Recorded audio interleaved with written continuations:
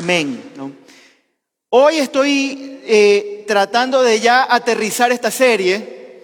Tengo que terminarla porque ya viene algo nuevo, ¿no? Ya viene pues el mes el mes de la iglesia, el julio, el mes CCM, por poner un eslogan, ¿no? Entonces necesito ya aterrizar hoy y tal vez la próxima semana ya pues ya que la gente, ya terminemos esta serie, ¿no? Después del aniversario, la Noche de Talentos, estamos pensando tener una serie que hable con respecto a las relaciones familiares, a los matrimonios, ¿no? Y estoy invitando a un par de matrimonios para que ellos compartan de sus vivencias, cosas prácticas para la familia, cómo criar a los hijos, cómo llevar un matrimonio en armonía, la bendición, ¿no? de la familia, etcétera, etcétera. Estamos desarrollando esta serie. Entonces, todo el mes de julio usted tiene que estar enganchado porque va a ser un mes de mucha bendición, de mucha alegría, pero también de mucho aprendizaje para nosotros. Pero hoy yo voy a ir terminando esta serie y voy a dividir este mensaje en dos partes. Quería hacerlo hoy todo, pero es demasiado tiempo o no tiempo, más bien demasiado material por cubrir, entonces vamos a ir en dos partes. Y voy a concluir esta serie con el texto base que compartió Pastor Andrés al principio. Lo vuelvo a leer porque no había mucha gente en aquel momento, pero ahora quiero volverlo a leer y quiero que usted preste mucha atención a lo que el consejo que nos está dando el apóstol Pedro, a la iglesia. Miren lo que dice la palabra. También ustedes jóvenes, ¿cuántos jóvenes hay aquí? Levante la mano. Y los que aún se creen jóvenes, bien, me gusta eso, ¿no? Sí, eso, ¿no? Yo todavía me creo joven, hermano, ¿ya? Entonces, escucha este consejo, ¿no? Muestren respeto entre los ancianos. Entonces, si aquí todos somos jóvenes, no hay ancianos aquí, hermano, ¿no? Muestren respeto ante los ancianos y todos ustedes practiquen el mutuo respeto o mutua sumisión.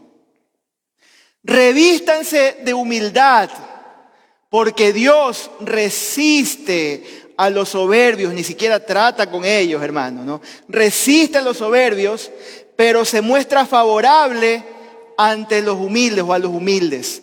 Por lo tanto, muestren humildad bajo la poderosa mano de Dios para que Él los exalte a su debido tiempo. El tiempo es de Dios para la exaltación, ¿no? Descarguen en Él todas sus angustias porque Él tiene cuidado de ustedes. Sean prudentes y manténganse atentos. Como diría el guayaco, ponte 11 o ponte pilas, ¿no? Porque su adversario es el diablo y él anda como un león rugiente buscando a quien devorar. Pero ustedes manténganse firmes y háganle frente. Sepan que en todo el mundo sus hermanos, no solamente ustedes, ay, soy el único que estoy sufriendo. No, sus hermanos están enfrentando los mismos sufrimientos. Pero el Dios de toda gracia, que en Cristo Jesús nos llamó a su gloria eterna, los perfeccionará, afirmará, fortalecerá y establecerá después de un breve sufrimiento. A Él se ha dado el poder por los siglos de los siglos. Por los siglos de los siglos. Amén. Estaba recordando, y yo no sé si usted recuerda, cuando usted era un adolescente o un niño, ¿usted recuerda los consejos de su papá o de su mamá? ¿Alguien recuerda aquí? Yo creo que todos recordamos por lo menos un consejo que nuestro papá o nuestra mamá nos dio. Yo recuerdo muchos. Y con sangre. No con sangre, pero con palo. Ya. A veces con palo, ¿no? Yo recuerdo muy bien a mi mamita dándome consejos, ¿no? Debes siempre saludar. Los burritos no saludan, ¿no? No andes con malas juntas. ¿Te recuerda eso? ¿No? Dime con quién andas y te diré quién eres, ¿no? Hay que ser pobre, pero honrado. Tal vez no se lo escuchó mucho en Manaví ese, ¿no? Hay que ser pobre, pero honrado, ¿no? No estés cogiendo lo ajeno. No te estés llevando nada que no es tuyo. Siempre habla con la verdad, no estés diciendo mentiras, ¿no? Porque él, y esto me decía mi mamá, aunque ella no era una mujer que sabía mucho la Biblia, pero me decía, el padre de la mentira es el diablo. ¿Y quiénes son sus hijos? Me decía, los mentirosos, ¿no? Uy, soy un diablito por mentiroso, ¿no? Tal vez decía. Y nunca me voy a olvidar este consejo y cuán duro fue para mí entenderlo, pero me ayudó algo, me ayudó. Ella me decía, nunca tomes lo que es ajeno. Nunca te estés robando cosas que no son tuyas. Y en una ocasión, les voy a contar algo de lo que hasta el día de hoy yo me avergüenzo, de cuando yo era niño, algo que yo hice que fue muy feo. Tenía 10, 11 años. E hice todo lo que, los consejos que me dio mi mamá, no los practiqué, hice todo lo contrario. Me junté con malos chicos y me fui a la casa de ellos y al lado de su casa vivía una familia que era muy pudiente y no estaban en casa y los hijos tenían muchos juguetes, eran amigos también nuestros, pero no estaban en casa. Entonces, ¿qué hicimos? Nos metimos por el patio de la casa de ellos a la otra casa, a la casa de los riquillos, por decir así, ¿no? Sacamos, no sé si ustedes se acuerdan, en los 80s, habían pues las ventanas que tenían las platinas de vidrio y uno las podía sacar. Sacamos como 3 y nos metimos por ahí, no había reja. Nos metimos por ahí. Imagínense, qué vergüenza, es este pastor ladrón. ¿Cómo es posible que tú, pastor? Sí, eso hice, mis hermanos, ¿no? Mal influenciado por otros amigos. Nos metimos, primero estábamos jugando con los juguetes adentro. No nos estábamos robando, de hecho ni siquiera sacamos nada, solamente nos metimos a jugar con los juguetes lindos que tenían estos muchachos. Se habían ido supuestamente de viaje. Cuando escuchamos que empiezan a abrir la puerta, sal corriendo como mono, trata de subirte, métete a la casa nuestra. Pero se dieron cuenta los vecinos que nos habíamos metido para ellos a robar, para nosotros a jugar, muchachos inocentes todavía, 10, 11 años. No sé los otros 2 amigos míos si querían robar, pero yo estaba jugando. Ya. Y en eso empiezan a gritar, sabemos que son ustedes, salgan, ya sabemos que... Y yo lo único que pude atinar es salir corriendo. Salí de esa casa corriendo y ellos se dieron cuenta. ¿Y saben lo que hicieron estos chicos? Le dijeron a los vecinos que yo los había influenciado a ellos a meternos a su casa y que nos queríamos robar sus cosas. Esta gente fue a la casa, mi mamá llegó, yo dije, me voy de la casa, no puedo volver a la casa porque me van a matar. Me fui a la casa por unas 3 horas más o menos, ¿no? Me fui a la casa. Pero ya hay un momento en que ya me dio hambre, estaba oscuro, no había nadie, mis amigos que me estaban acompañando ya cada cual, no, ya me tengo que ir, ya hasta aquí llegó mi apoyo moral, pero ya... Y empecé a quedarme solo. No me quedó otra que volver a la casa. Cuando llegué a la casa, obviamente mi mamá, esperándome ahí, me dice, siéntate aquí. Lorena, mi hermana, por favor anda a pedirle a la vecina que te mande el látigo. Y me dieron el zorro, así se dice en Guayaquil. Me dio una paliza mi mamá y después de eso me dice, recuerda los consejos que te he dado, nunca tomes lo ajeno. Es lo peor que has hecho en tu vida haberte metido en una casa. Yo nunca me voy a olvidar ese consejo. Yo no sé si usted recuerda algún consejo, alguna situación que usted pasó y que su papá le dijo o su mamá le dijo y pues a veces tuvo que aprenderlo con sangre, a veces tuvo que aprenderlo con una paliza, ¿no? Yo creo que todos hemos sido aconsejados por un papá. Tal vez usted dice, yo no he tenido papá, pastor. Tal vez ha sido aconsejado por una mamá, tal vez ha sido aconsejado por un pastor, Tal vez has sido aconsejado por un pariente. Y esos consejos los llevamos en nuestro corazón y nos han definido como persona. Yo ese consejo lo aprendí y decidí ese día nunca más tomar nada ajeno. Y obviamente no meterme a una casa ajena. ¿No? Pero lo aprendí bien. Lo aprendí con sangre, ¿no? Hermano querido, cuando el apóstol Pedro, siempre me confundo.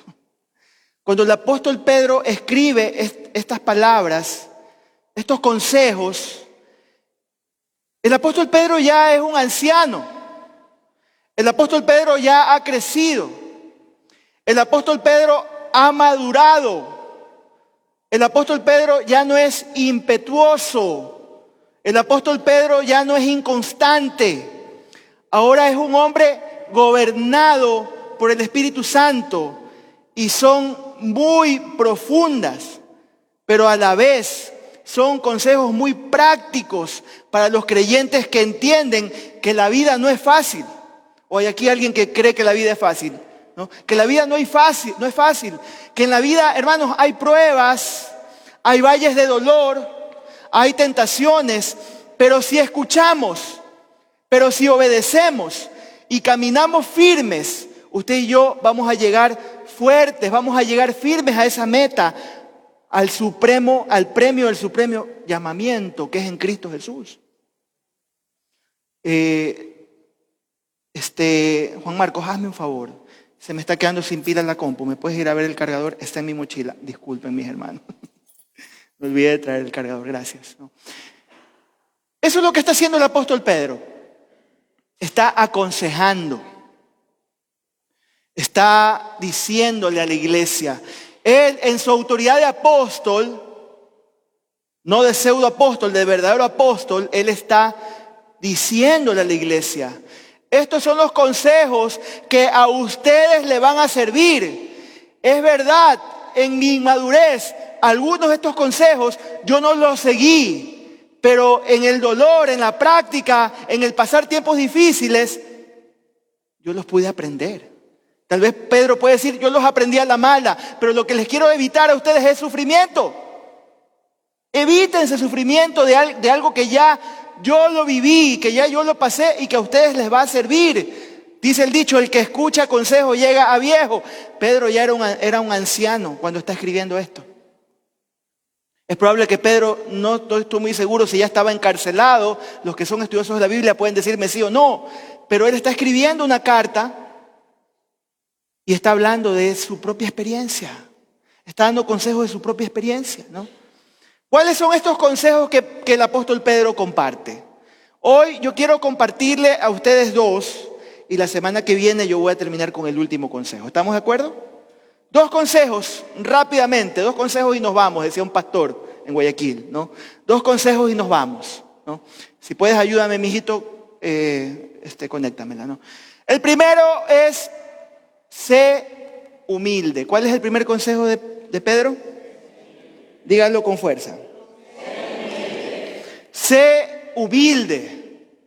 Y me voy a permitir volver a leer para que entendamos de qué es lo que Pedro nos está diciendo, para que pueda grabarse en nuestra mente y en nuestro corazón. Pedro le dice a la iglesia, también ustedes los jóvenes, muestren respeto ante los ancianos y todos ustedes practiquen el mutuo respeto. Revístanse de humildad, porque Dios resiste a los soberbios, ¿no? ¿Y qué dice? Pero se muestra, ¿qué cosa? Favorable a los humildes, ¿no? Por lo tanto, muestren humildad bajo la poderosa mano de Dios para que Él los exalte a su debido tiempo. ¿Qué es lo que nos está enseñando Pedro aquí en este texto? ¿Qué es lo que nos está diciendo el apóstol aquí en este texto? Dice, les está ordenando a todos los creyentes, sométanse unos a otros. Sujétense unos a otros, ¿no? Sujétense a Dios, sujétense unos a otros, ¿no? Todos los creyentes, ya sean jóvenes, ya sean ancianos, deben someterse unos a otros, ¿no? Por ejemplo, yo sé que aquí, yo como pastor, soy pastor y soy líder de discipulado de algunas personas que son tal vez mayores que mí. Hay un pastor más joven que es Andresito, que pastorea a gente que tal vez le puede ser su padre. Pueden ser su papá o su mamá. Perdón, pastor Andresito. ¿No? Pero eso es lo que nos está diciendo el apóstol. Sométanse unos a otros en amor. Y así como se someten unos a otros, ¿no? Dice, también todos deben someterse a Dios. La forma visible como tú y yo aprendemos sujeción es cuando, sujeción a Dios, es cuando físicamente yo me sujeto a alguien en amor y entiendo que esa sujeción es parte del proceso en mi vida y parte de mi aprendizaje y parte de mi peregrinar en el caminar de Dios, porque al fin y al cabo a quien yo me estoy sometiendo es al Señor. Sea humilde, dice. ¿Y cómo se hace esto? Le dice Pedro a los creyentes, revístete de humildad. Ponte esa ropa de humildad, ¿no? Ponte esa ropa de humildad. Y como que Pedro está recordando, ¿no? Lo que él vio. Yo lo veo a un Pedro recordando esos años que caminó con el Señor. Yo veo a un Pedro que mientras está escribiendo, él está recordando esas imágenes tan hermosas, como por ejemplo cuando Jesús se quitó la túnica y se puso una toalla para convertirse en un criado, ¿no? Así cada uno de nosotros debe tener esa misma humildad de servidor, de siervo y ministrarnos unos a otros, hermanos. Quiero decirle algo importante, mi hermano. La humildad no es denigrarnos. La humildad no es denigrarnos o pensar que somos menos que otra persona. Eso no es humildad. Más bien humildad es simplemente, escúchame acá, saber quiénes somos. Y porque sabemos nuestra identidad, podemos arrodillarnos y podemos servir y lavar los pies a cualquier persona. Justamente porque sabes quién eres tú. Justamente porque tú sabes que eres un hijo de Dios y que no eres menos que nadie porque le estás sirviendo a otra persona. Sé humilde, mi hermano querido. Eso es lo que Pedro nos está diciendo. Sé humilde. Que el arrodillarte no te haga sentir menos que nadie, o el que te pidan que hagas algo, o el que una persona más joven que ti te diga que hagas algo, no te hace menos. Más bien hay grandeza en el servir, hay grandeza en la humildad. El que se humilla será exaltado. Pero el que se exalta, el que se cree orgulloso, el que dice, ay, pero esto es denigrante para mí, esto yo no, ¿por qué voy a hacerlo? Ese será humillado. No lo digo yo, mis hermanos. Lo dice la palabra de Dios. Lo dice la palabra de Dios. Y yo entiendo, mis hermanos, tú dices, tal vez, pastor, lo dices porque parece fácil, parece teórico, muy fácil. Pero, hermano querido, yo entiendo que muchas veces no es fácil sujetarse, no es fácil vivir en humildad, ¿no? Yo lo entiendo, porque usted y yo debemos tener gracia. Debemos tener gracia para someternos a otro creyente, ¿no? Pero Dios puede dar esa gracia, hermanos, si nos humillamos delante de Él. Él es el que nos puede dar esa gracia, ¿no? Yo muchas veces he escuchado esto, y lo escuché muchas veces en Guayaquil. La iglesia donde vengo no es perfecta, ¿no?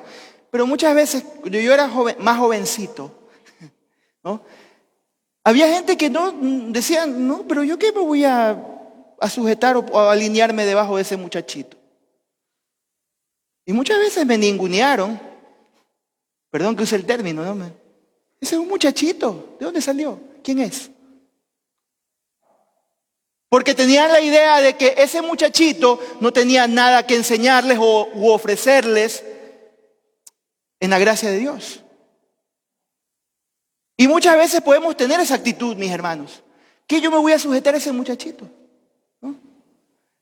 Y miren lo que Pedro cita. Es importante lo que Pedro dice, mis hermanos, ¿no? Dios resiste al orgulloso. Y esto no es algo que se inventó Pedro. Pedro está citando Proverbios 6, 16 y 17. Dios dice, resiste al soberbio. Lo mira de lejos. ni siquiera trata con él, lo deja que siga en sus cosas, lo deja creer que es espiritual, lo deja creer que está correcto, que está haciendo las cosas bien, porque es orgulloso, déjalo. Pero dice, el que es humilde, dice, a ese le da gracia, a ese lo favorece, a ese lo bendice, mis hermanos. Aprenda este principio para que usted pueda ver la mano poderosa de Dios en su vida. ¿Cuántos dicen amén a esto? Hermano querido, fue el orgullo lo que lo convirtió a Lucifer en Satanás.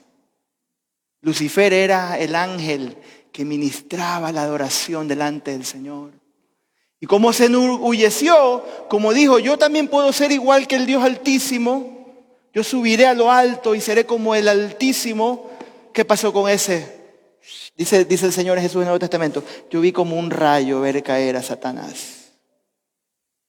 Por el orgullo, mis hermanos. De hecho, fue también lo que llevó a Eva a tomar el fruto prohibido, porque justamente esa serpiente, Satanás, la engañó y le hizo creer, vas a ser como Dios, no vas a morir, ¿no? Y hermanos queridos, el único antídoto para el orgullo es la gracia de Dios, ¿no? Es cuando usted y yo recibimos esa gracia. Y es la única manera en la que usted y yo nos podemos someter a Dios, la gracia de Dios. Saber que Dios nos ha dado un favor inmerecido, que no nos merecemos nada. Pastor, ¿tú te mereces algo? Yo no me merezco nada, mis hermanos. Si usted me ve aquí parado, es pura gracia. Así se lo digo. Si usted me conocería más de cerca, usted, qué hombre más imperfecto. Es pura gracia. Pero cuando entiendes que tú te mueves, que tú operas, que tú caminas, que tú ministras a través de esa gracia, es cuando el Señor toma eso imperfecto, eso que está incompleto, eso que está herido, eso que le falta mucho, y el Señor lo completa y te puede usar para su gloria. Así funciona nuestro Dios.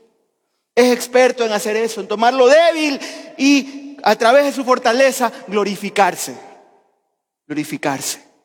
Que la gloria de Dios pues pueda ser evidente a la gente, ¿no?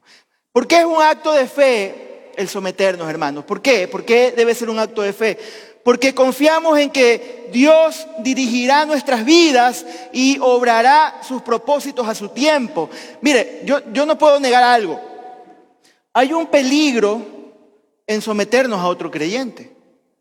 ¿Por qué es un peligro, pastor? Porque no sabemos si esa persona tiene buen corazón, si esa persona se quiere aprovechar de nosotros, si esa persona quiere hacernos daño. No lo sabemos, hermano, no sabemos, ¿no? No sabemos qué pasará. No sabemos qué pasará.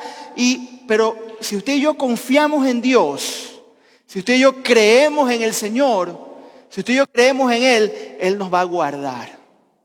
Él nos va a cuidar. Y yo pienso, hermanos, lo siguiente, que una persona que realmente está sujeta a Dios, que una persona que realmente ama a Dios, esa persona va a guardar su corazón y no va a querer hacerle daño a sus hermanos, más bien va a querer servir a sus hermanos en Cristo, ¿no? Y ni siquiera se le pasará por la mente aprovecharse de otros, ni de los salvos, ni de los incrédulos.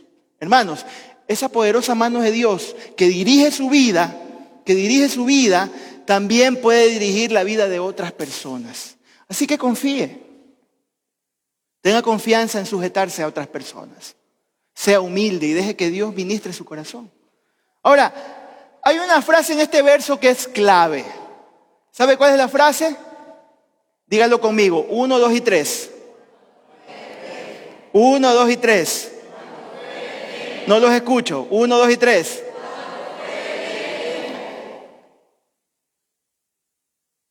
La exaltación y la honra que Dios te va a dar va a ser en el tiempo que Él quiere y como Él quiere.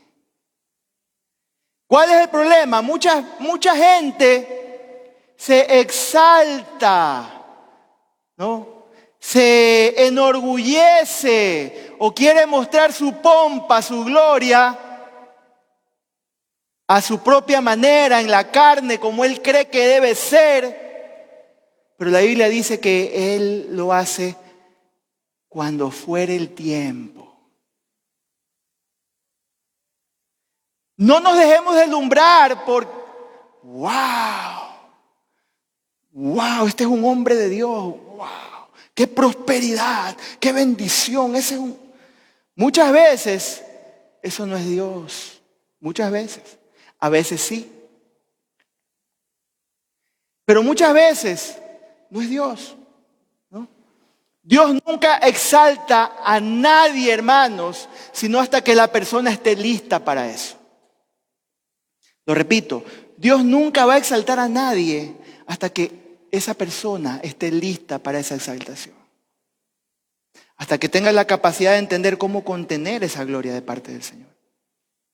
Y entender que cuando recibes eso, como le dijo a Abraham, vas a ser bendecido, ¿para qué? Para ser un canal de bendición. Para eso es la exaltación, para eso es que Dios te levanta, para bendecir a otros, ¿no? Por eso es que se llama procesos, hermanos, ¿no? Primero la cruz, luego la corona. Primero el sufrimiento, después la gloria. No es al revés, mis hermanos. Es primero el sufrimiento, primero el quebranto, primero el proceso y después viene la recompensa. Todo lo que el hombre siembra, eso va a cosechar.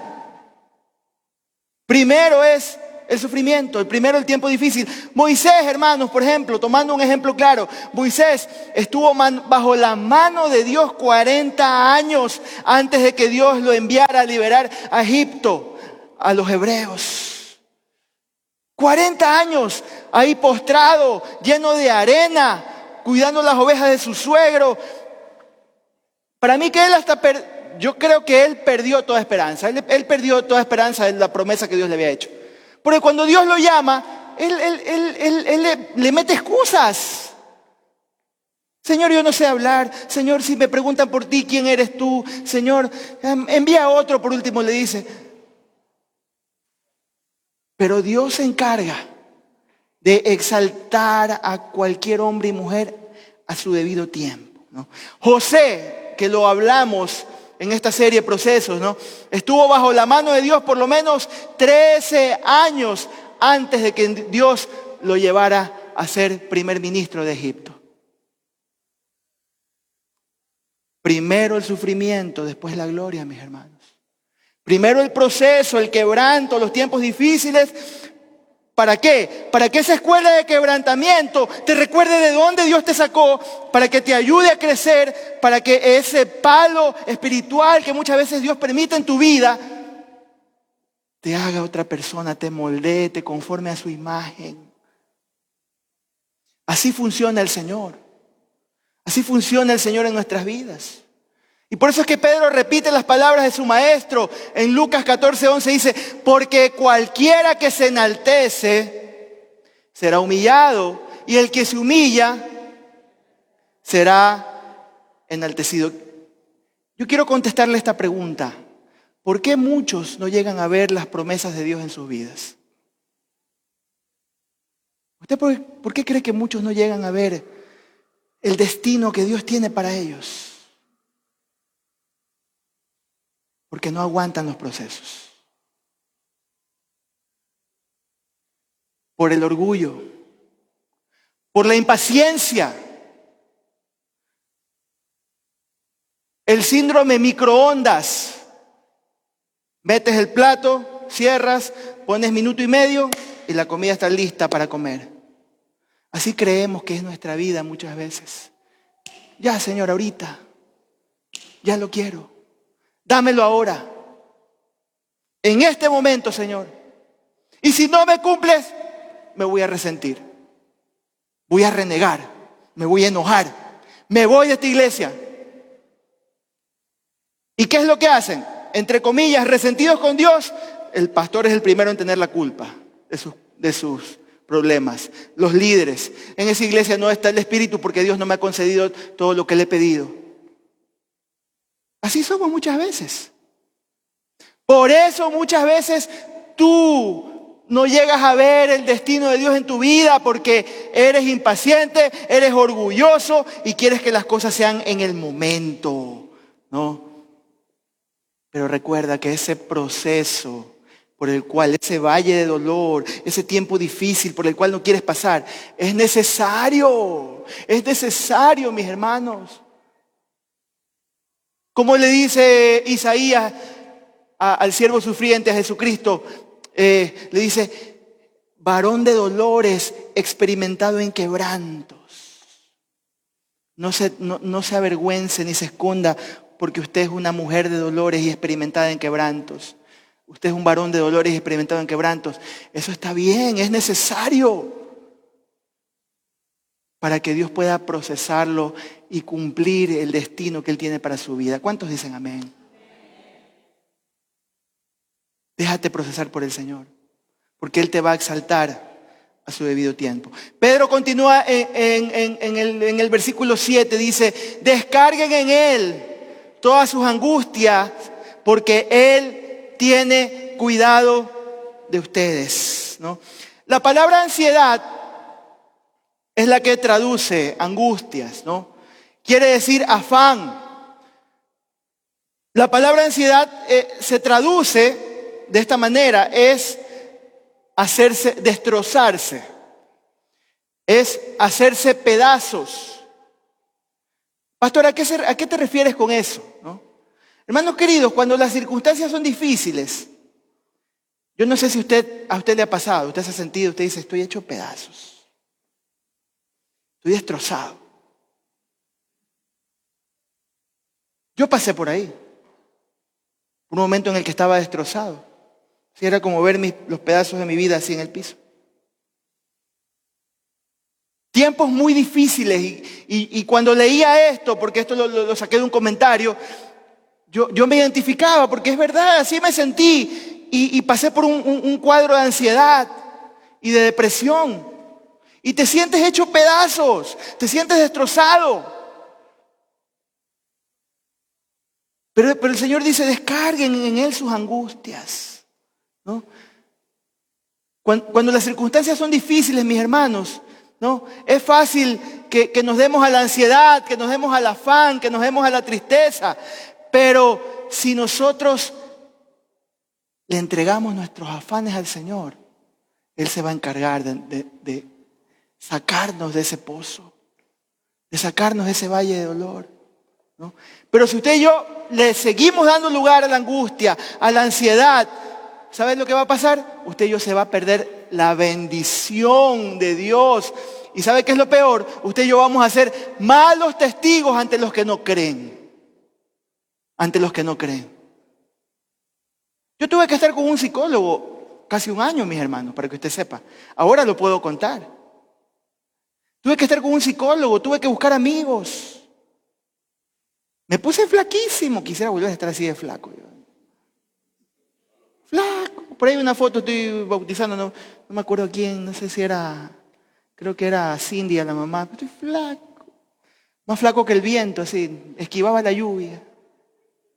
Y cuando estoy flaco me pongo cabezón, feísimo, así.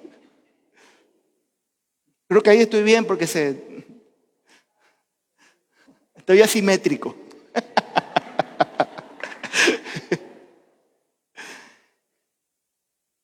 Y lo único que me valió, mis hermanos, es entregarle toda mi ansiedad al Señor. Abandonarme en las manos del Señor. Aquí hay amigos que pueden recordar aquellos tiempos de mi vida y lo único que yo hacía era abandonarme en las manos del Señor.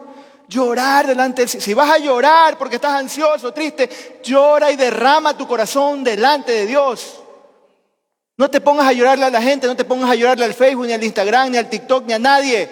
Llora delante del Señor. Echa sobre Él tu angustia, echa sobre Él tu carga, porque Él tiene cuidado de ti. Porque Él te cuida, porque Él está contigo, ¿no? Tú necesitas una paz interna en tu corazón, ¿no? Esa paz solamente te la puede dar Dios para que tú puedas triunfar en ese fuego de la prueba y dar gloria a su nombre. Reponte esa prueba, reponte esa tristeza. Levántate. Hay todavía una vida por delante. La vida es hermosa, aún con problemas, con tiempos difíciles. La vida es hermosa. Vívela, disfrútala. Yo no sé si alguien aquí por sabia experiencia, tal vez por experiencia, ¿no? Usted y yo podemos decir, sí, yo he sentido la mano de Dios en mi vida. Pero si alguien realmente sabía por experiencia esto, yo creo que era Pedro. Pedro creo que fue el que mejor de sus discípulos pudo experimentar eso, ¿no? Que el Señor cuidaba de él. No había mejor persona que se puede ejemplificar en la Biblia el cuidado de Dios, sino Pedro, hermano, ¿no? Por ejemplo, Pedro lo vemos participando de algunos milagros maravillosos. Por ejemplo, Jesús sanó a su suegra, tal vez por eso lo negó, no sé. Es broma, mal chiste, hermano. Pero Jesús sanó a la suegra de Pedro. Sí, a mí me han dicho que soy muy malo con los chistes y no sé contarlos bien cuando estoy predicando. Perdón, no. Pero mire todo lo que se ve en la vida de este hombre, ¿no? Sanó a su suegra. Y ahí están los textos, si quiere, tómele una foto para que usted mismo lo constate. Le dio una gran cantidad de pescados. ¿Te recuerda? Cuando él ni siquiera podía sacar todos esos pescados que estaban, no había pescado en toda la noche. ¿Recuerda usted ese milagro? Le ayudó a pagar el tributo del templo. Anda a pescar, saca el primer pez y ahí está la moneda. Paga lo tuyo y paga lo mío, le dice el Señor. ¿Qué más? Le ayudó a andar sobre el agua. Le reparó el daño que le hizo a la oreja de Malco. ¿Se acuerdan la noche que estaban en Getsemaní? Lo van a buscar al Señor y Pedro saca su espada y el siervo del sumo sacerdote le vuela la oreja. El Señor se la vuelve a reparar porque ¿cuánto le hubiera costado pagar eso a Pedro? Hasta la cárcel podía haber ido, etcétera, etcétera, ¿no? Y por último, lo libró de la cárcel. Echa toda tu ansiedad sobre Él, porque Él tiene cuidado de ti, mi hermano. Él te cuida. Él está pendiente hasta de los más mínimos detalles de tu vida, lo que tú necesitas. Él conoce lo que tú necesitas y Él conoce tu corazón. Entonces, en la práctica, mis hermanos, ¿cómo muestra Dios su amor y cuidado contigo cuando le entregas tus cargas? Yo pienso en 4 cosas importantes, ¿no? En primer lugar, te da el valor para enfrentar tus preocupaciones y no huir. Eso está en Isaías 41:10. Número 2, te da sabiduría para entender la situación, Santiago 1:5. Número 3, te da la fuerza para hacer lo que tienes que hacer, Filipenses 4:13. Y número 4, te da la fe para confiar en que Él hará el resto, que dice Salmos 37:5. ¿Alguien lo recuerda? ¿No? Encomienda a Jehová tu camino y confía en Él y Él hará. ¿Ya? Él se encarga. Hermano querido, deja que Dios trabaje en ti. Dale lugar a lo que Dios puede hacer. Hay un límite en tu vida, en tu humanidad, hasta donde tú puedes llegar y de ahí en adelante, Señor, esta es tu parte. No te estoy diciendo que seas ni irresponsable, ni vago, ni que seas cómodo. No, haz tu parte, esfuérzate. No por nada el Señor dice muchas veces, esfuérzate, sé valiente. Pero va a llegar un momento en que viene la parte divina, donde Él va a intervenir y vas a ver la gloria de Dios. Y vas a ver la mano de Dios. ¿Ven? Entonces, la primera cosa, sé humilde. La segunda cosa, el segundo consejo que Pedro le da a la iglesia, ¿cuál es? Claquetas, pila. Vigila. Dígale que está a su lado, vigila. Dígale, vigila. Pastor, ¿cuándo hacemos vigilia? Nunca hacemos vigilia aquí en la iglesia. No se trata tanto de eso. Ya voy a hablar, sí tiene que ver, pero es mucho más profundo y más personal. ¿Ya? Vigila. Dice 1 de Pedro 5, 8 y 9, sean prudentes y manténganse atentos, porque su enemigo es el diablo y él anda como un león rugiente buscando a quien devorar, pero ustedes manténganse firmes y háganle frente. Sepan que en todo el mundo sus hermanos están enfrentando los mismos sufrimientos, ¿no? Hermano querido, una de las razones por las cuales usted y yo tenemos afanes es porque tenemos un enemigo. ¿Cuántos creen que tenemos un enemigo? ¿O alguien piensa que no hay enemigo? A veces hay gente que piensa, no, el diablo no existe. ¿No? Tenemos un enemigo, hermanos. Y ese enemigo, como serpiente, Satanás engaña. Por eso Pedro da varias instrucciones aquí que quiero delinearlas rápidamente. Instrucciones prácticas para lograr la victoria sobre nuestro adversario, que es el diablo. Número 1, mis hermanos, no lo subestimes. Él es peligroso. No te estoy diciendo que ni lo honres ni lo adores. No me malinterpreten. No te estoy diciendo que lo pongas en grande. Ni siquiera te estoy diciendo, a veces tienen la idea, aquí está Dios y aquí está el diablo, están en una pelea por... No, acá está Dios y aquí está Satanás. Él tiene que venir a pedir permiso para cualquier cosa. ¿Ya? Así que no es que, ay, ganó el diablo. No, mis hermanos. Pero sí te puedo decir, no lo subestimes porque es peligroso.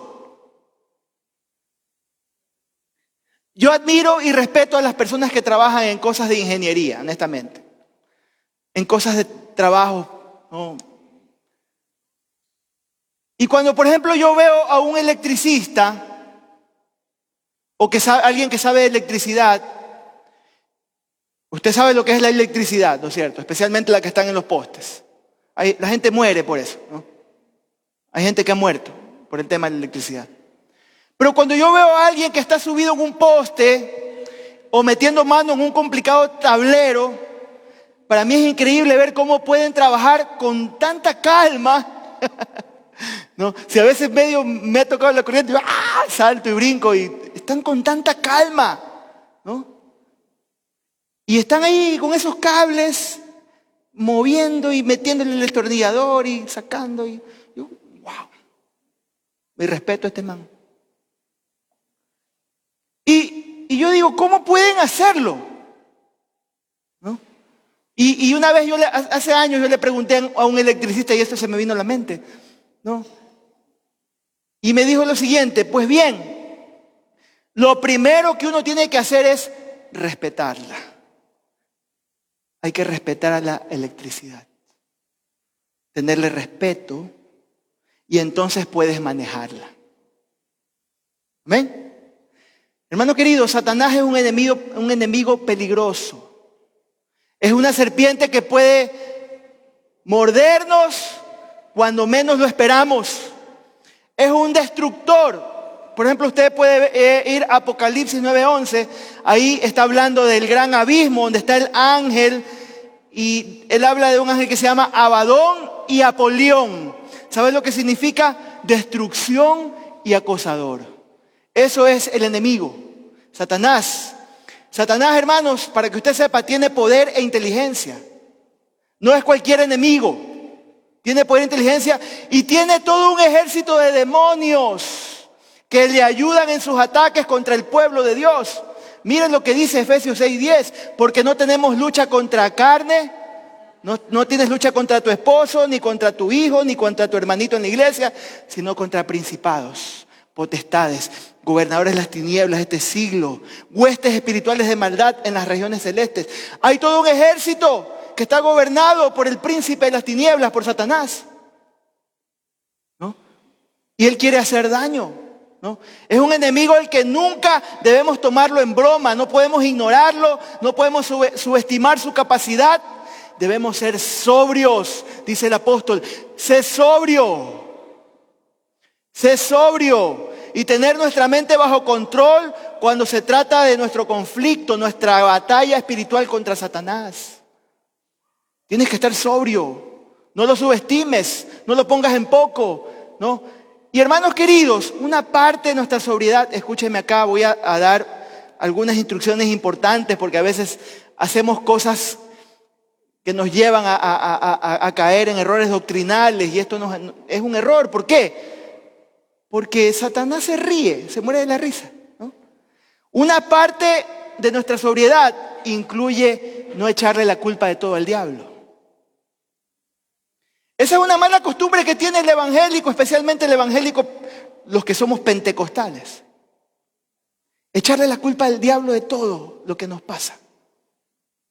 Todo tiene la culpa el diablo. Y algunos ven demonios en todos lados, ¿no? Y le echan la culpa a Satanás por sus dolores de cabeza, porque se les desinfló la llanta o porque subieron los precios en el mercado. Sí, mis hermanos. Espíritu de inflación, ¡fuera!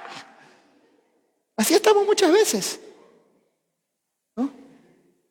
Y aunque es cierto, mis hermanos, escúchenme acá, que Satanás tiene muchas veces permiso para infringir enfermedad. Lea el libro de Job. Fue a pedir permiso para traer ruina a la vida de Job y para traerle una enfermedad a su vida. Eso sí es verdad, mis hermanos, ¿no? No tenemos ninguna autoridad bíblica, no lo dice la Biblia, para echar fuera demonios de dolor de cabeza, ni demonios de dolor de espalda, ni demonios de inflación. No lo dice la Biblia, mis hermanos. No lo dice. Entonces tenemos que tener mucho cuidado con esto. ¿Ya? Espíritu de chichón, fuera, se cayó el niño y tiene una pelotota aquí. Y así se le va a bajar. Cuidado. Cuidado con estas falsas prácticas. Hermanos queridos, debido a que Satanás es un enemigo astuto, usted y yo tenemos que estar vigilantes, siempre en guardia. Su estrategia es siempre falsificar, ¿no? Para mí Satanás fue el primer chino que hubo, hermanos, ¿no? Porque es bueno falsificando. Falsifica todo, ¿no? Todo lo falsifica, todo trata de hacerle copias, ¿no? Pero mientras usted y yo mejor conocemos la palabra, más agudos serán nuestros sentidos espirituales para detectar las mentiras y las falsificaciones que Satanás usa para obrar, mis hermanos. ¿Qué dice el apóstol Pedro? Resístanlo. Usted y yo podemos estar firmes, bien parados en la palabra de Dios y rehusar a retroceder. No retrocedas, párate firme. Eso es lo que dice Efesios 6, del 10 al 13. Fortalécete en el Señor, fortalécete en el poder de su fuerza. Y resístelo. Si usted y yo estamos firmes, podemos resistir. A veces parece que todo se viene abajo, que todo está horrible, que el enemigo está ganando. Pero no creas esa mentira. Resiste. Párate firme, ¿no? Usted y yo tenemos armas espirituales. ¿Quiénes conocen las armas de guerra que Dios nos ha dado, mis hermanos? Le voy a nombrar algunas, que tal vez usted no las conoce, usted no las sabe. Hermano querido, usted en primer lugar, usted tiene la palabra de Dios.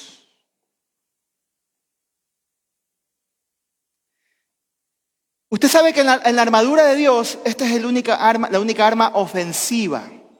Las demás armas son armas para defenderse, para protegerse. Pero la palabra de Dios, dice la Biblia, la espada del Espíritu, que es la palabra de Dios. Es como una espada, dice, de 2 filos, que penetra del alma y del espíritu, las coyunturas y los tuétanos, y discierne los pensamientos y las intenciones del corazón.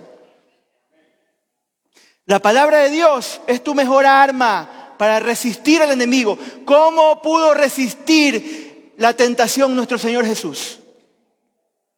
Le contestó con la palabra, mis hermanos. No se puso a discutir con él. Todo lo que le decía Satanás, él se lo refutaba con la palabra. No pudo. La mejor arma que usted tiene es eso, junto con la oración. Pastor, qué pereza orar. Pues déjeme decirle que, voy a decirle algo que yo decía en el seminario, ¿no? El cristiano que no ora ni ayuna, el diablo se lo desayuna. Suena muy radical, muy simple, pero si tú eres un hijo de Dios, si tú eres un cristiano, tú tienes que tener comunión con Dios. Tienes que orar. ¿Quieres resistir al diablo? Tienes que orar. Tienes que abrir tu Biblia. No tienes una Biblia, ven a hablar conmigo, yo te puedo proveer una Biblia. No hay excusa.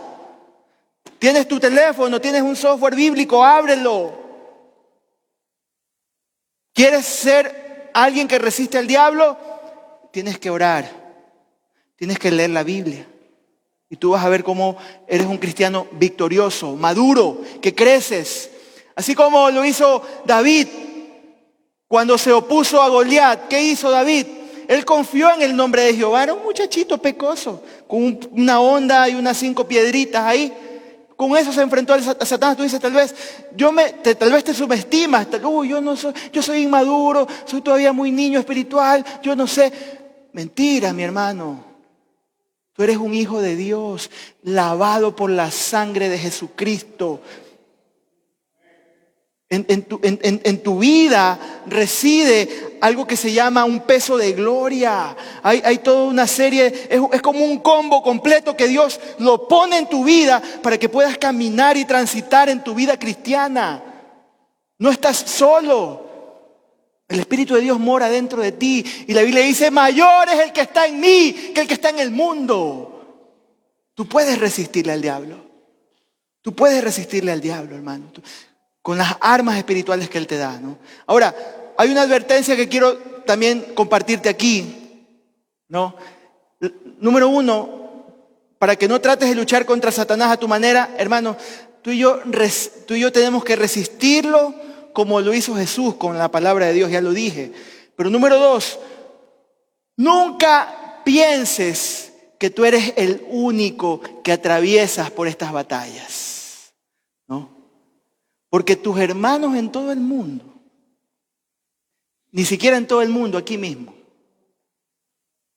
tu hermano que está al lado tuyo es probable que pasó o pasará por la misma prueba que tú estás pasando ahorita o algo similar. Soy el único que está sufriendo aquí. Nadie me entiende, pastor. Voy a desfallecer. Las mismas pruebas que tú has pasado, la ha pasado tu hermano. ¿Y sabes qué es lo más lindo de todo? Que la Biblia dice en Hebreos, me encanta esta palabra, ¿no? Que el Señor fue tentado en todo. Pasó por todas las pruebas que tú te puedes imaginar, las peores. Y como Él ha sido tentado en todo, puede socorrer a los que son tentados. Él te puede socorrer, Él te entiende. Él te entiende exactamente lo que tú estás pasando. ¿Amén? ¿Sabes qué es lo mejor que usted y yo podemos hacer? Orar unos por otros y animarnos unos a otros en el Señor. Recuerda que nuestras victorias personales ayudarán a otros. Sí, comparte tu testimonio. Comparte lo que tú viviste, porque eso tal vez le va a ayudar a otra persona. Pero también lo que le ha pasado a otras personas te va a ayudar a ti. Te va a ayudar a ti y así nos fortalecemos. Por eso es tan importante las reuniones, las células, los discipulados, porque ahí es donde nos ponemos guapos, robustos, bien bonitos, como el pastor.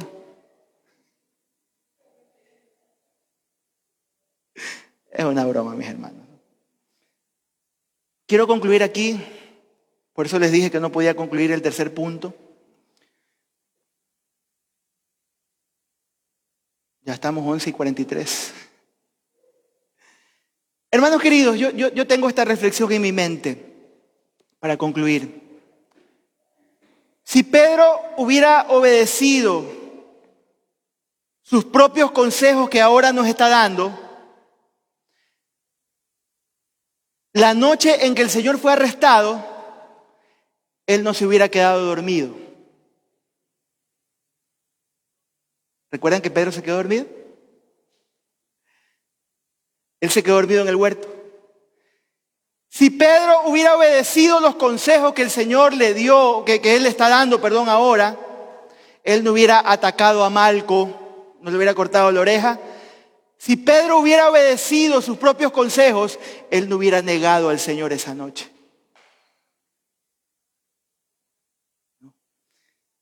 Él no tomó en serio la advertencia del Señor. De hecho, discutió con él. No, Señor, yo voy contigo hasta la muerte. No te preocupes. Aquí, este pechito va a aguantar las balas, le dijo el Señor.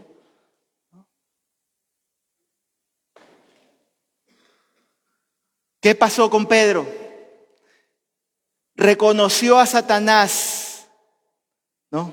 Él más bien no reconoció a Satanás cuando el adversario infló su ego con orgullo, diciéndole que no tenía que velar ni orar, ¿no?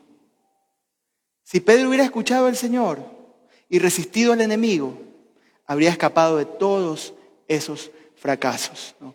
Pero sin embargo está bien. A veces tenemos que fracasar. A veces tenemos que cometer errores que muchas veces son dolorosos. Si no me hubiera metido en esa deuda, pastor. Si no me hubiera metido en esa relación, pastor. A veces nos toca aprender con lágrimas, con dolor. Pero lo importante es que cuando aprendes, no te vuelves, como dice la canción de un famoso de los 80, no te vuelves a tropezar con la misma piedra otra vez.